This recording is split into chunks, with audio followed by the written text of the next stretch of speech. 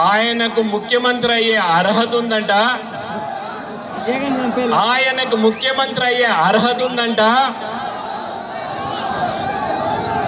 నేను ఎవరో కాళ్ళు పట్టుకుంటే ముఖ్యమంత్రి అయ్యానట. ముఖ్యమంత్రి అయ్యే అర్హత రామచంద్రారెడ్డికి ఉందా?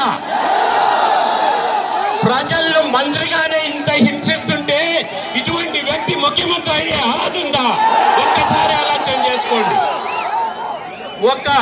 నేను చెప్పకూడదు అనుకున్నాను, ఆయన్ను చెప్పకూడదు అనుకున్నాను. నేను పద్మావతి గెస్ట్ హౌస్ లో రాత్రి 11 గంటలకు డిసిసి ఎలక్షన్లు వచ్చినప్పుడు 50 మంది నా నియోజకవర్గం వాళ్ళు నేను కూర్చొని ఉంటే రాత్రి 11 గంటలకు ఇదే పెద్దిరెడ్డి రామచంద్రారెడ్డి వచ్చి నా కాళ్ళు పట్టుకొని నన్ను డిసిసి ప్రెసిడెంట్ కావాలని అడిగాడు.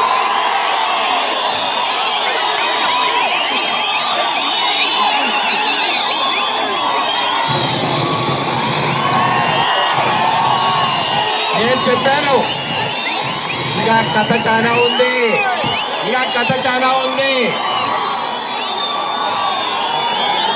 నేను చెప్పాను ఆయనకి, మీరు పెద్దవారు నా కాళ్ళు ఎందుకు పట్టుకుంటున్నారు, ఇది మంచిది కాదన్నా, మీరు లేయి, ఇది మంచిది కాదు అని. నువ్వు కిరణ్ నువ్వు కాకన్నా అంటే నాకు సపోర్ట్ చేయండి, నేను డిసిసి ప్రెసిడెంట్ అవుతానని నా కాళ్ళు పట్టుకొని 50 మంది నా నియోజకవర్గం వల్ల ముందర అడిగాడు. ఇది రాత్రి 11 గంటలకు జరిగింది. పొద్దున్నే ఉదయాన్నే మళ్ళా 6 గంటలకు వచ్చాడు. నువ్వేమన్నా తాగేసి కాళ్ళు పట్టుకున్నా అనుకుంటావేమో అని పొద్దున్నే వచ్చి మళ్ళా కాళ్ళు పట్టుకున్నాడు.